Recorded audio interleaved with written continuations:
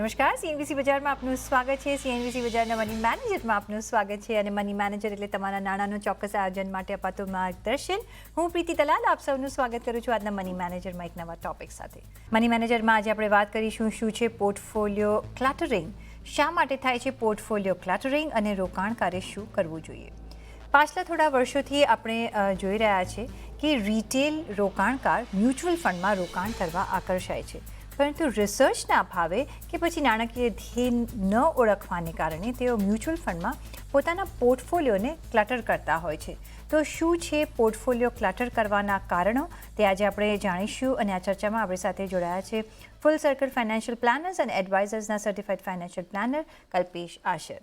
કલ્પેશભાઈ, ઘણું સ્વાગત છે આપનું આજના શોમાં. અને જે રાઇટલી સો આજે આપણે જે ટોપિક લીધો છે, આઈ થિંક ઘણા બધા વિટનેસ કરતા હશે કે આ શો સાંભળીને વિટનેસ પારખી શકશે કે કેટલો ક્લટર થઈ જાય છે કોઈ વખત પોર્ટફોલિયો જાણતા અજાણતા. પોર્ટફોલિયો ક્લટરિંગ એટલે શું, પહેલાં તો આપણે દર્શકોને એ સમજાવી દઈએ. થેન્ક યુ પ્રીતિ. આ જે ટોપિક આપણે જે વાત કરવાનું છે આજે કે પોર્ટફોલિયો ક્લટરિંગ, ઇનફેક્ટ આ પ્રોબ્લેમ છે અને આપણે જે સોલ્યુશન આપવાના છે એ છે ડીક્લટરિંગનું, કે આ ક્લટરિંગમાંથી આપણે બહાર કેવી રીતે નીકળી શકીએ. હવે ક્લટરિંગનું જો આપણે એક ડેફિનેશન કે સમજવા જઈએ તો એનો સિમ્પલ મતલબ એ છે કે કોઈ પણ એક પોર્ટફોલિયોમાં તમે જે આવશ્યક સ્કીમ છે કે મ્યુચ્યુઅલ ફંડની જે એક્ઝેક્ટલી તમને સ્કીમ જોઈએ એનાથી બહુ જ વધારે સ્કીમ તમારા પોર્ટફોલિયોમાં આવી જાય છે અને એના લીધે જે તમને નુકસાન થતા હોય છે તમારા પોર્ટફોલિયોમાં, અને આપણે કોઈ પણ ચીજમાં આપણે કહીએ કે એક ભીડ જમા થઈ જાય, એને આપણે નોર્મલી ક્લટરિંગ કહેતા હોઈએ છીએ. અને મ્યુચ્યુઅલ ફંડ પોર્ટફોલિયોમાં આપણે ઘણા પોર્ટફોલિયોઝમાં જોયા છે ક્લાયન્ટ્સના કે એ લોકોના મનમાં એક સાયકોલોજીકલી એક બ્લોક હોય છે કે આપણે ઇંગ્લિશમાં કહીએ કે લાર્જર ધ બેટર. એટલે એનો સીધો એક આપણે ટ્રાન્સલેશન કરીએ તો એ છે કે એ લોકોના મનમાં એ હોય છે કે જો મારી પાસે વધારે સ્કીમ્સ હશે તો મારા પોર્ટફોલિયોમાંથી એ બેટર રહેશે. અને આ એક ખોટો ભ્રમ છે અને ખોટી માન્યતા છે. અને આના લીધે જે નુકસાન થાય છે એની તો જરૂર આપણે ચર્ચા કરવાના છીએ. બટ આમાં એક બહુ એક આશ્ચર્યજનક વાત એ છે પ્રીતિ કે લોકોને લાર્જર ધ બેટર એક માન્યતા હોવા છતાં એ લોકો કાફી એક ચીજથી ખુશ હોય છે અને ધેટ ઇઝ વેરી વરિંગ. અને આપણે એ જોવા જઈએ કે એના નુકસાન જે છે, આપણે એક એનું પેરામીટર જોવા જઈએ તો એ છે કે એ લોકો first of all without guidance આ એક પોર્ટફોલિયો પોતાના સ્કીમ્સમાં એડ કરતા હોય છે. બીજી એક ઓબ્વિયસ વાત છે કે તમે જ્યારે રિસર્ચ કરો અને રિસર્ચના સાચા અભાવના લીધે તમે અલગ અલગ મોડ્યુલ્સ જુઓ કે અલગ અલગ મીડિયમ્સમાં તમે રિસર્ચ કરો જ્યાં તમને પોતાનું નોલેજ ન હોય, તો સૌથી પહેલા તો એ લોકો સ્ટાર રેટિંગ્સને જોઈને ઇન્વેસ્ટ કરતા હોય કે કયા સ્કીમ આજે તમે જુઓ તો 3 સ્ટાર છે, 4 સ્ટાર છે, 5 સ્ટાર છે. અને એક હ્યુમન નેચર છે, તમે higher the stars higher the attractiveness, તમને એક વધારે એક અટ્રેક્ટિવનેસ થશે એ સ્કીમમાં ઇન્વેસ્ટ કરવાની, વિધાઉટ નોઈંગ કે એ સ્કીમનો ફાયદો શું છે તમારા પોર્ટફોલિયો માટે કે નુકસાન શું કરી શકે છે. તો આ એક સ્ટાર રેટિંગની જે એક આખી આપણે કહીએ કે સિસ્ટમ ચાલતી આવી છે એ લોકોને બહુ જ આકર્ષક કરે છે કે આપણે પોર્ટફોલિયોમાં વધારે સ્ટાર રેટિંગ વાળા સ્કીમ્સ એડ કરીએ. અને એનો પ્રોબ્લેમ એ થાય છે કે તમે જ્યારે પણ એક હિસ્ટ્રી તમે જુઓ મ્યુચ્યુઅલ ફંડ સ્કીમની, કે કોઈ પણ સ્ટાર રેટિંગ જે આજે 5 સ્ટાર છે કે 4 સ્ટાર છે એ લગભગ 1 થી 2 વર્ષ પછી એ રેટિંગ્સ પર મેન્ટેન નથી થતું અને એનું જે રેટિંગ છે એ નીચે આવી જાય છે. અને એ ઘણા ટેકનિકલ રીઝન્સ છે. તો ફર્સ્ટ આ સ્ટાર રેટિંગનો પ્રોબ્લેમ છે. સેકન્ડ આવે છે કે આ ડુપ્લિકેશનના લીધે તમારા જે પોર્ટફોલિયોમાં તમે જે એકચ્યુઅલ અગર સ્કીમનું બાયફર્કેશન કરવા જાઓ કે સ્ટોક્સનું બાયફર્કેશન કરવા જાઓ કે મ્યુચ્યુઅલ ફંડમાં તમે કયા કયા સ્ટોક્સમાં રોકો છો, તો બિકોઝ તમે આટલી બધી સ્કીમ્સમાં એક રોકાણ કરો છો તો તમારા સ્કીમ્સમાં ઓવરલેપિંગ બહુ થાય છે, ડુપ્લિકેશન બહુ થાય છે. અને એના લીધે તમારું મોનિટરિંગ જે એક રિવ્યુ છે એ બહુ જ ડિફિકલ્ટ થઈ જાય છે અને એનું એક રિટર્ન્સ પર ડાયલ્યુશનની ઇફેક્ટ આવે છે. તો આ એક ઓવરલેપિંગનું અને એક ડુપ્લિકેશનનો મોટો પ્રોબ્લેમ થતો હોય છે. થર્ડ જે આપણે કહીએ છીએ કે ઇવન તમે તો એક ઇન્વેસ્ટર છો, રોકાણકાર છો, એએમસી જે છે એટલે asset management companies, they are in charge of manufacturing આ બધી મ્યુચ્યુઅલ ફંડ સ્કીમ્સ, પ્રોડક્ટ વેચવાના એ લોકો બિઝનેસમાં છે. અને એ લોકો પણ આપણે કહીએ કે ડાયવર્સિફિકેશનના નામ પર ઓલવેઝ એક માઇન્ડસેટ ઊભું કરે છે ઇન્વેસ્ટરના માઇન્ડમાં કે તમે જેટલી વધારે સ્કીમ્સ નાખો તો that is better for your portfolio. But it is in fact રિયાલિટીમાં only better for the AMCs because they are selling more schemes. But આપણે એક કન્સેપ્ટ પેલા હતી કે બાયર બીવેર, કે ભાઈ જે પણ એક ખરીદાર છે એની ચોકસાઈ રાખવાની જરૂર છે. હવે જે એક કન્સેપ્ટ છે એ છે રોકાણકાર બીવેર, એટલે કે ઇન્વેસ્ટર બીવેર. એટલે એ લોકો તો કાંઈ પણ વેચશે, એ લોકોના પ્રમાણે ખોટું કાંઈ નથી વેચતા, રેગ્યુલેશનમાં વેચે છે, સરખી વસ્તુ વેચે છે, બટ આપણને આપણા પોર્ટફોલિયોમાં એ ચીજ લાભદાયક છે કે નહીં, કે ગોઠવાય છે કે નહીં, એ ચીજ જરૂરી જોવી પડશે. અને એમાં બીજી એક વસ્તુ છે કે ઇવન લોકો ઘણા ઇન્ટરમીડિયેટ એટલે કે ઘણા ડિસ્ટ્રીબ્યુટર સાથે, ઘણા એડવાઇસર સાથે કામ કરતા હોય છે. અને કોઈ એક વ્યવસ્થિત એડવાઇસર કે વ્યવસ્થિત ડિસ્ટ્રીબ્યુટર જોડે લોકો કામ નથી કરતા કે એડવાઇસ નથી લેતા. એના લીધે શું થતું હોય છે કે બધા એડવાઇસર, બધા ડિસ્ટ્રીબ્યુટર પોતપોતાના પ્રમાણે, પોતપોતાના વ્યૂ પોઈન્ટથી, પોતપોતાના ફાયદાથી એ લોકો જુએ છે અને એક જ ઇન્વેસ્ટરને એ લોકો અલગ અલગ સ્કીમ્સ ઓફર કરતા હોય છે. એન્ડમાં રિઝલ્ટ શું આવે છે એ છે કે પોર્ટફોલિયો ક્લટરિંગ થતું હોય છે અને એક જ ઇન્વેસ્ટરમાં તમે જુઓ તો અમે તો ઇનફેક્ટ જોયા છે કે માની લો કે 10 લાખનો પણ પોર્ટફોલિયો હોય બટ ક્લાયન્ટ પાસે લગભગ 25 થી 30 સ્કીમ હોય. ધેટ ઇઝ કમ્પ્લીટલી રોંગ અને એનું કાંઈ હેતુ લોંગ ટર્મમાં સચવાતો નથી. So that is a main, આપણે કહીએ કે એક ડેફિનેશન અને એક પ્રોબ્લેમ ઓફ ક્લટરિંગ. જે બરાબર છે. તો ક્લાટરિંગ એટલે કે ઘણી બધા સ્કીમ્સનું એક ભીડ થઈ જતી હોય છે આપણા પોર્ટફોલિયોમાં, અને પછી પાછળથી શું થતું હોય છે કે આપણે એને મેનેજ નથી કરી શકતા, કારણ કે એને રિવ્યૂ કરવું પણ ઘણું જ જરૂરી હોય છે. તો એક ડુપ્લિકેશન થઈ જતું હોય છે એવું કલ્પેશભાઈ કહેવાની ટ્રાય કરી રહ્યા છે કે એએમસી તો આપણને ઓફર કરશે કે ભાઈ આ સ્કીમ સારી છે, આ સ્કીમ સારી છે, પણ કદાચ એવું હોય કે એમાં ડુપ્લિકેશન થઈ જતું હોય આપણો જે પોર્ટફોલિયો છે.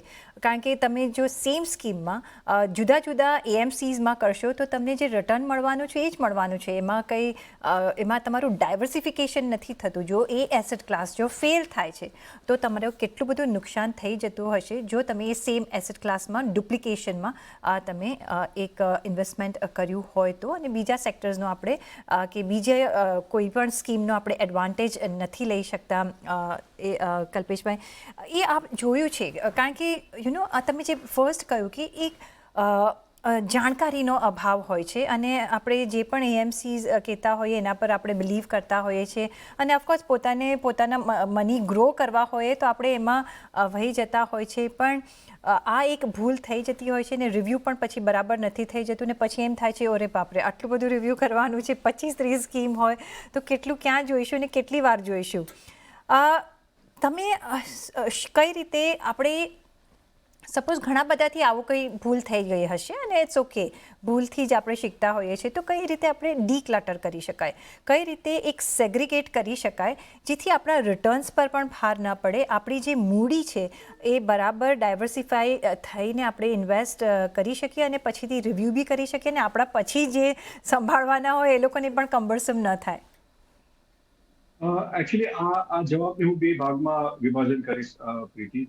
એક તો ઇવન રોકાણકારને સમજવું જરૂરી છે કે ડાયવર્સિફિકેશન અને અસેટ એલોકેશન એ બંને ચીજોમાં અંતર હોય છે. So don't confuse diversification with asset allocation, કેમ કે mutual funds by nature already એમનામાં ડાયવર્સિફિકેશનનું મૂળભૂત એક તત્વ તો હોય છે કે તમે જ્યારે મ્યુચ્યુઅલ ફંડમાં ઇન્વેસ્ટ કરો છો તો તમને ઓટોમેટિકલી ડાયવર્સિફિકેશન ભરપૂર મળી જતું હોય છે.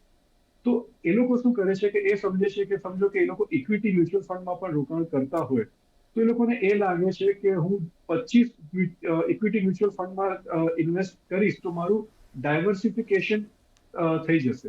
તો વોટ દે આર ફર્ગેટિંગ ઇઝ કે એ લોકો એક જ અસેટ ક્લાસમાં ઇન્વેસ્ટ કરી રહ્યા છે 25 સ્કીમમાં. આપણે કહીએ કે સમુંદર તો એક જ છે, એમાં એ લોકો અલગ અલગ સ્કીમ્સમાં ઇન્વેસ્ટ કરીને અલ્ટિમેટલી અસેટ ક્લાસ તો એક જ ઇન્વેસ્ટ કરી રહ્યા છે. તો કાલે ઉઠીને ઇક્વિટી માર્કેટ્સમાં ફોલ આવ્યો તો એ બધી સ્કીમ સાથે પડવાની છે. What is asset allocation is કે તમે જ્યારે તમારા જે ઇન્વેસ્ટમેન્ટ છે એ અલગ અસેટ ક્લાસમાં મૂકો જેનું એક અસેટ ક્લાસ સાથે બીજા સાથે કોરિલેશન બિલકુલ ન હોય. તો તમે જ્યારે એમ કહો કે મારી પાસે 5 ઇક્વિટી સ્કીમ્સ છે અને મારી પાસે 3 ડેટ સ્કીમ છે, મારી પાસે એક ગોલ્ડ બેઝ સ્કીમ છે, that is called asset allocation because એમાં તમારા જે ઇન્વેસ્ટમેન્ટ છે, રોકાણ છે એ ફેલાઈ જતા હોય છે. તો આ એક આપણે કહીએ કે માઇન્ડસેટ સમજવું જરૂરી છે કે there is a difference diversification અને અસેટ એલોકેશનમાં. હવે જે તમે વાત કરી કે આ પોર્ટફોલિયોને ટ્રીમ કેવી રીતે કરી શકાય, તો એના માટે જે સેકન્ડ પાર્ટ ઓફ આન્સર છે, એક તમે ચીજ સમજીને ચાલો કે તમે જ્યારે રોકાણ કરો છો તો એક જ શબ્દનો તમે માઇન્ડમાં એને મહત્વ આપો, એ છે પર્પસ, એ છે કારણ, અને એ છે તમે ફાઇનાન્શિયલ ગોલ્સ તમારા કયા છે. એ વસ્તુનું તમને જ્યારે જાણ થશે કે જ્ઞાન થશે કે તમે કયા કારણ માટે રોકાણ કરો છો, કયા પર્પઝ માટે રોકાણ કરો છો, એની સાથે જ બધા જોડાયેલા તમારા જે જવાબો છે તમને મળતા જશે. તો ફોર એક્ઝામ્પલ, અગર મારે એક ઘર લેવું છે અને મારી પાસે ઓલરેડી મૂડી છે, પણ મારે ઘર હવે 2 થી 3 વર્ષમાં લેવું છે, તો ઓટોમેટિકલી જે અસેટ ક્લાસ તમારી સમક્ષ આવી જશે એ છે ફિક્સ્ડ ઇન્કમ. કેમ કે તમારી જે ટાઈમ લિમિટ છે એ ફક્ત 2 થી 3 વર્ષ છે, ને 2 થી 3 વર્ષ માટે તમે ઇક્વિટીમાં ન રોકી શકો. તમે જે ભેગી કરેલી તમારી મૂડી છે એ તમે હવે ગુમાવવા નથી માંગતા. ઇક્વિટી માર્કેટ્સમાં દેર ઇઝ વોલેટિલિટી અને ઉપર નીચે થઈ શકે છે, અને you can not lose your financial goal. તો એના માટે ફિક્સ્ડ ઇન્કમમાં રોકાણ કરવું જરૂરી છે. સેકન્ડ, જો તમારી પાસે ઓટોમેટિકલી એ પર્પસ પૂછો કે મારે આજે હું 25 વર્ષનું છું અને મારે 50 વર્ષે રિટાયર થવું છે કે 60 વર્ષે રિટાયર થવું છે, તો મારી પાસે ક્લિયર એક 25 વર્ષનો ટાઈમ ફ્રેમ છે અને એમાં કાંઈ રોક નથી આવવાની, કાંઈ અડચણ નથી આવવાની, તો એની સમક્ષ તમારો આન્સર તમને મળી જશે કે તમને ઇક્વિટીમાં ઇન્વેસ્ટ કરવાનું છે. હવે જો તમે જાણકાર છો, તમે રિસર્ચની સપોર્ટ છે તમારી પાસે, તો તમે ડાયરેક્ટ ઇક્વિટીમાં કરી શકો છો. અને મ્યુચ્યુઅલ ફંડ્સ કરવું હોય, જે સિમ્પલ ને સરળ એક પ્રોડક્ટ છે, તો એમાં તમે ઇક્વિટી બેઝ મ્યુચ્યુઅલ ફંડમાં કરી શકો છો. અને એનું જે એક ટાઈમ ફ્રેમ છે એ 25 વર્ષ છે. એમાં કેટલી પણ વોલેટિલિટી, કેટલી પણ બિઝનેસ સાયકલ્સ આવશે, એનું તમે એક અબ્ઝોર્પ્શન કરી લેશો. સો પર્પઝ એક ડિટર્મિન કરવું બહુ જરૂરી છે. સેકન્ડ, હમણાં તો એ સમય નથી, બટ કેમ કે markets have gone down, but જ્યારે એક બુલ ફેઝ આવે, એક સારો સમય આવે, જે લગભગ 6 મહિના પહેલા આપણો ચાલતો હતો માર્કેટ્સમાં, that is a good time કે તમે જ્યારે આપણે કહીએ કે गेहूं में से कंकर आप निकाल दीजिए, તો ત્યારે તમારી પાસે જો 25 સ્કીમ હોય તો એનું તમે એક રિવ્યુ કરો, અને એ પોર્ટફોલિયોને ભલે સારા માર્કેટમાં બધું ચાલે, ઇવન ખરાબ સ્કીમ્સ ચાલે, સારી સ્કીમ્સ ચાલે, બધાની એનએવી વધતી હોય, પણ ત્યારે તમારું એક મુખ્ય ધ્યેય હોવું જોઈએ કે તમને પોર્ટફોલિયોમાં સાઇઝ તમારી રિડક્શન કરવી છે. તો તમે ફાઇનાન્શિયલ એડવાઇઝરની મદદથી જે સમજતો હોય આ ચીજને, એનું એક ટ્રિમિંગ કરી શકો છો કે તમારી 25 સ્કીમ હતી, હવે તમને ફક્ત 10 સ્કીમની જરૂર છે કે 8 સ્કીમની જરૂર છે, જે તમને તમારા ગોલ પ્રત્યે આગળ લઈ જશે. So that is very important કે તમારા ફાઇનાન્શિયલ ગોલ્સ સમજો. અને જે એક સમય હોય કે જ્યાં તમે એક્સ્ટ્રા સ્કીમ જે તમારા પોર્ટફોલિયોમાં છે, જ્યાં પ્રોફિટ એવું જરૂરી નથી, બટ તમને કાઢવાનું એક સમય એવો અનુકૂળ લાગે, તો તમે એ કાઢી શકો છો. So that is the proper thing. અને હવે જો તમારી સમક્ષ એક તમે કહો કે તમે એક new look, proper fit and trim portfolio તમારી સમક્ષ આવી જાય, તો ધેન તમારા જે ગોલ્સ છે એની સામે આ પોર્ટફોલિયોને ટેગ કરો અને you will be on your way. ખરી વાત છે, પણ ફર્સ્ટ ઓફ ઓલ જે તમે કહ્યું કલ્પેશભાઈ કે એસેટ એલોકેશન અને ડાયવર્સિફિકેશનનું જે ડિફરન્સ છે એ ઘણું મહત્ત્વનું હોય છે. એટલે પહેલાં એસેટ એલોકેશન એટલે કે સ્ટોક્સ, ડેટ અને જે કેશ હોય એમાં તમારે કઈ રીતનું તમારું ઇન્વેસ્ટમેન્ટ રાખવું છે, અને વિધિન દેટ આ 3 ગ્રુપની અંદર કઈ રીતે તમારે જુદા જુદા એરિયાઝમાં ઇન્વેસ્ટમેન્ટ કરવાનું હોય છે, એને ડાયવર્સિફિકેશન કહેવાય છે, જેથી એક જ કોન્સન્ટ્રેટેડ ઇન્વેસ્ટમેન્ટ આપણું ન થઈ જાય. તો આ પહેલાં સમજવું ઘણું જ જરૂરી છે. ને ઓફકોર્સ ગોલ્સના આધારે જ રોકાણ કરવું જોઈએ અને એના આધારે સ્કીમ્સ ચૂઝ કરવી જોઈએ, જેથી ડીક્લટર ન થાય, ડીક્લટર થઈને ક્લટરિંગ ન થવું જોઈએ. તો આ એક ધ્યાન રાખવાનું બહુ જ જરૂરી છે. કઈ રીતે આપણે આગળ કરીશું, કઈ રીતે ડિવાઈડ કરવું એ પણ આપણે સમજીશું, પણ એ પહેલાં મારે લઈ લેવો પડશે બ્રેક. તો એક બ્રેક લઈશું ને પાછા ફરીશું. જોડાયેલા રહેજો અમારી સાથે.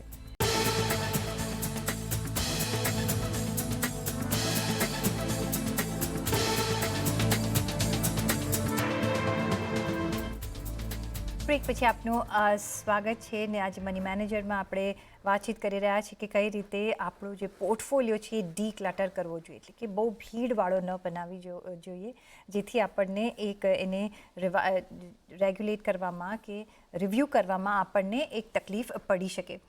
તો કલ્પેશભાઈ, આપણે સમજી તો લીધું કે કઈ રીતે ક્લટરિંગ થઈ જતું હોય છે આપણા ફંડમાં અને કઈ રીતે ડીક્લટર કરી શકાય, કેટલું જ સિમ્પલ ઇઝ બેટર અને big is not always better, એ પણ સમજવું જરૂરી છે.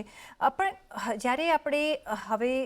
જ્યારે ડીક્લટરિંગ શરૂ કરતા હોઈએ છીએ, કઈ રીતનું આપણું એલોકેશન હોવું જોઈએ બિટવીન ડેટ ફંડ્સ અને ઇક્વિટી ફંડ્સ, એ પણ જાણવું જરૂરી છે. અને કેટલા ફંડ્સ હોવા જોઈએ એ પણ આપણે જો દર્શકોને કહી શકીએ. તો first coming to debt funds, debt ફંડનું કેટલું પોર્શન આપણે રાખવું જોઈએ ટોટલ પોર્ટફોલિયોમાં?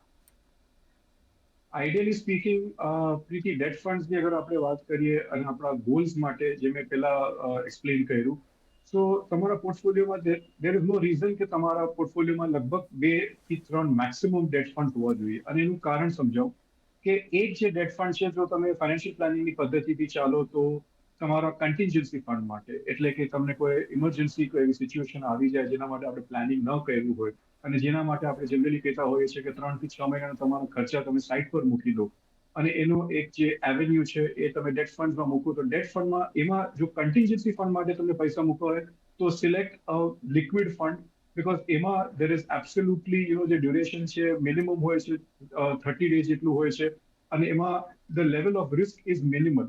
ઓકે, નો રિસ્ક જેવું કાંઈ નથી, but level of risk is minimal. તો તમે એક કન્ટિન્જન્સી કે ઇમરજન્સી ફંડ માટે તમે એક લિક્વિડ ફંડ લઈ શકો છો. અને સેકન્ડ જે છે એ છે એક તમારા શોર્ટ ટર્મ ગોલ માટે, જે મેં તમે વાત કરી. અને શોર્ટ ટર્મ ગોલમાં જો તમે ડ્યુરેશન તમારું 3 થી 5 વર્ષનું હોય તો ત્યાં ideal would be to keep a short term bond fund અથવા તો એક કોર્પોરેટ બોન્ડ ફંડ ઓર એક બેન્કિંગ ઓર પીએસયુ ડેટ ફંડ. અને એમાં પણ ખાસ કરીને તમે થોડીક રિસર્ચ કરવાની જરૂર છે, સમજવાની જરૂર છે કે જ્યાં મેક્સિમમ તમારું ડ્યુરેશન આનાથી વધારે ન હોય, 3 થી 5 વર્ષનું પેપરનું, અને જે ક્રેડિટ રેટિંગ હોય એમાં triple A or maximum up to double એ સુધી એમાં પેપર્સ હોલ્ડ કરે, ત્યાં રિસ્ક લેવાની જરૂર નથી. But that should be the ideal mix. So 2 થી 3 અગર તમારા પોર્ટફોલિયોમાં ડેટ ફંડ હોય, that should be I think sufficient. Okay, તો 2 થી 3 ડેટ ફંડ્સ સફિશિયન્ટ હોતું હોય છે, એક બેલેન્સ કરે છે તમારા પોર્ટફોલિયોને અને તમારા શોર્ટ ટર્મ ટાર્ગેટ્સને એક મીટ કરે છે. સાથે કોઈ કન્ટિન્જન્સી ફંડ કે કોઈ વખત કોઈ ઇમરજન્સી આવી ગઈ તો એમાંથી તમે એક વિડ્રોલ કરી શકો છો. એટલે 2 થી 3 ફંડ્સ ઇનફ રહી શકે છે. અને સાથે એમાં આપણે જોઈએ છીએ કે રિટર્ન્સ એટલા બધા નથી હોતા, પણ મે બી હવે થોડું વધી શકે છે. જે રીતે આપણે ઇન્ટરેસ્ટ રેટ્સનો આપણે વધારો જોઈ રહ્યા છીએ તો થોડું એક વધી શકે છે. પણ ડેટ ફંડ્સ યુઝ્યુઅલી કલ્પેશભાઈ ઇન્ફ્લેશનને તો બીટ નથી જ કરી શકતા, કારણ કે જે આપણી સિનિયર સિટીઝન કેટેગરી હોય છે એમાં જો નજર કરીએ તો એ લોકોને એક સિક્યોરિટી જોઈતી હોય છે, એક ફિક્સ્ડ ઇન્કમ જોઈતી હોય છે મંથલી એમના ખર્ચાઓ કાઢવા માટે. અને આપણું ટ્રેડિશનલ એફડી ડેટમાં એ લોકો વધારે પ્રિફર કરતા હોય છે. પણ એમાં એટલું ડેટ ફંડ્સ શું ઇન્વેસ્ટમેન્ટ જે છે આપણું એ શું ઇન્ફ્લેશનને બીટ કરી શકતું હોય છે? That's a very interesting question, Preeti. કેમ કે આજે આપણે ફક્ત એક મ્યુચ્યુઅલ ફંડ પોર્ટફોલિયોઝની વાત કરી રહ્યા છીએ, દેટ્સ વાય આપણે ફોકસ કરીએ છીએ આ ડેટ ફંડ્સના કેટેગરી પર. But you are absolutely right કે ડેટ ફંડ્સ એક રિટાયર્ડ વ્યક્તિ માટે, એક સિનિયર સિટીઝન વ્યક્તિ માટે can not be the only એક રોકાણનું માધ્યમ. કેમ કે એક સિનિયર સિટીઝન માટે રેગ્યુલર ઇન્કમ બહુ જરૂરી છે, જે debt funds is not the right એક એવેન્યુ એના માટે જોવા માટે. કેમ કે એના માટે જે ગવર્મેન્ટની બીજી બધી જે સ્મોલ સેવિંગ સ્કીમ્સ છે, જેમ તમારું આજે સિનિયર સિટીઝન સેવિંગ સ્કીમ થઈ ગઈ, પ્રધાનમંત્રી વય વંદના યોજના થઈ ગઈ, અને એ બધી જે સ્કીમ્સ છે એ સિનિયર સિટીઝન વ્યક્તિઓ માટે ઉપયુક્ત છે. તો debt funds can be a part of a retired એક પોર્ટફોલિયો હોઈ શકે, but not the complete thing. But એમાં પણ હોવું જરૂરી છે, કેમ કે ઇન્ફ્લેશનની જો આપણે વાત કરીએ, ઇન્ફ્લેશન બીટ કરવા માટે તો તમારી પાસે ઇક્વિટી હોવું જરૂરી છે. ડેટ ફંડનું જે પોર્શન છે એ તમારા પોર્ટફોલિયોનો હેજ છે. એ તમારા પોર્ટફોલિયોને તમે એના માટે રિટર્ન જોવાની જરૂર નથી. બટ આજે જે એક એક ફેઝ ચાલી રહ્યો છે હમણાં, કેમ કે interest rates have gone up so high, એક ઇન્વર્સ રિલેશનશિપ હોય છે, એટલે બોન્ડના જે રેટ્સ છે એ બધા ઓછા છે. બટ જો તમે થોડુંક રિવર્સમાં જાઓ, ડેટ ફંડનું પરફોર્મન્સ 3 થી 4 વર્ષ પહેલાનું જુઓ તો ત્યારે એ લગભગ 6 થી 7% રિટર્ન્સ આપતા હતા. અને ડેટ ફંડમાં ટેક્સેશનના લીધે જે બેનિફિટ છે over a bank FD, it was much better than a bank FD. But સમયની એક ટાઈમ એક પરફોર્મન્સ હોય છે અને સમયને માન આપવું પડે, એટલા માટે ફ્લેક્સિબિલિટી જાળવવી પણ જરૂરી છે. જી, તો આ ખાસ સવાલ મારો senior citizen point of view જ હતો, કારણ કે એ લોકો એમ જ કહેતા હોય છે ભાઈ અમારા ફંડ્સ અમને ડેટ ફંડમાં મૂકી રાખશું તો અમને અમારા રિટર્ન્સ મળશે. પણ ઇક્વિટીમાં પણ રોકાણ કરવાની જરૂરિયાત છે અને આ શો તમને મદદ કરશે કે કઈ રીતે તમે એલોકેશન કરી શકો છો બિટવીન ડેટ અને ઇક્વિટી ફંડમાં.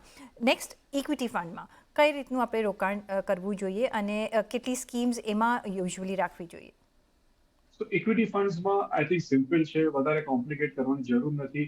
મેક્સિમમ તમે આઈ થિંક 6 સ્કીમથી વધારે તમને ઇક્વિટી સ્કીમ્સમાં ન જોઈએ જો તમારો પોર્ટફોલિયો સબસ્ટેન્શિયલ હોય અને ઘણો પર્યાપ્ત હોય તો એમાં એક સિમ્પલ તમે કેલ્ક્યુલેશન આપો કે જો તમે બે લાર્જ કેપ ફંડ રાખો, એક ઇન્ડેક્સ ફંડ રાખો અને એક actively manage large cap fund રાખો, તો એનું કારણ એ છે કે હમણાં ઘણી બધી વસ્તુઓ અને ડિસ્કશન ચાલી રહ્યા છે અબાઉટ પેસિવ ઇન્ડેક્સ ઇન્વેસ્ટિંગ, જે નોર્મલ એક્ટિવ ફંડ્સને આઉટબીટ કરે છે ફક્ત લાર્જ કેપ સ્પેસમાં.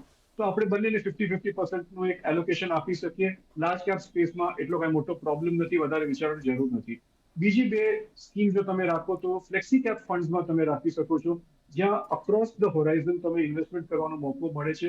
અને ઘણી સ્કીમ્સમાં હાલાકી હમણાં તો પાબંદી છે, પણ તમને થોડું ઇન્ટરનેશનલ ફંડ્સમાં પણ એક્સપોઝર કરવાનું 20-25% એક એક્સપોઝર મોકો મળે છે.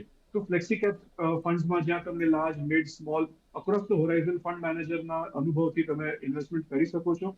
અને ફાઇનલી જો તમે એક મિડ કેપ ઓર એક સ્મોલ કેપ એટલું જ જરૂરી છે તમારા પોર્ટફોલિયોમાં રાખો. અને last but not the least જો તમે ટેક્સ સેવિંગ માટે ઇન્વેસ્ટમેન્ટ કરતા હો under ELSS, again which is an open ended equity fund after 3 years, જે નોર્મલ હોય છે, પણ પહેલા એનું 3 વર્ષનું લોકિન હોય છે. તો એક ELSS ફંડ પણ જરૂર છે. લોકો અમે જોયા છે કે 5 ELSS ફંડ લઈને બેઠા હોય છે અને ટેક્સ સેવિંગ મૂળ થતું હોય છે 1.5 લાખ રૂપિયાનું. તો એ પણ કઈ મતલબ નથી હોતું.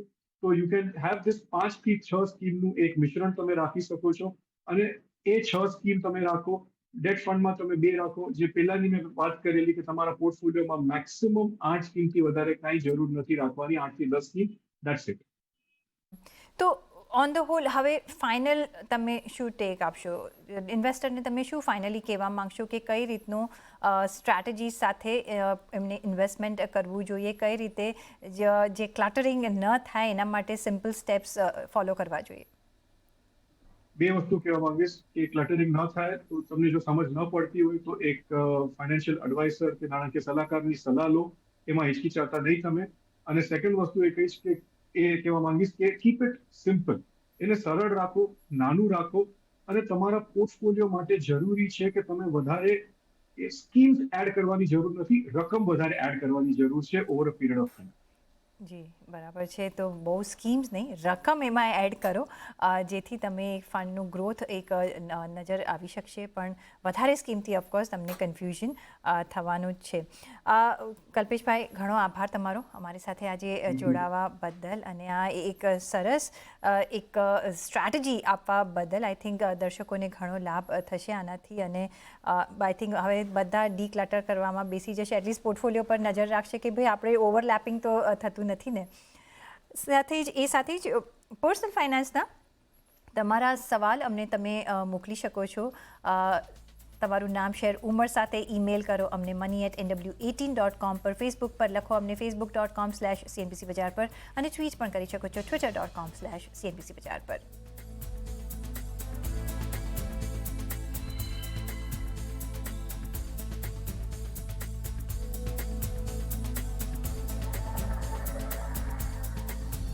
અને આ સાથે જ મની મેનેજરના એપિસોડમાં બસ આટલું જ. પાછા મળીશું નેક્સ્ટ એપિસોડમાં. ત્યાં સુધી આપશો રજા. નમસ્કાર.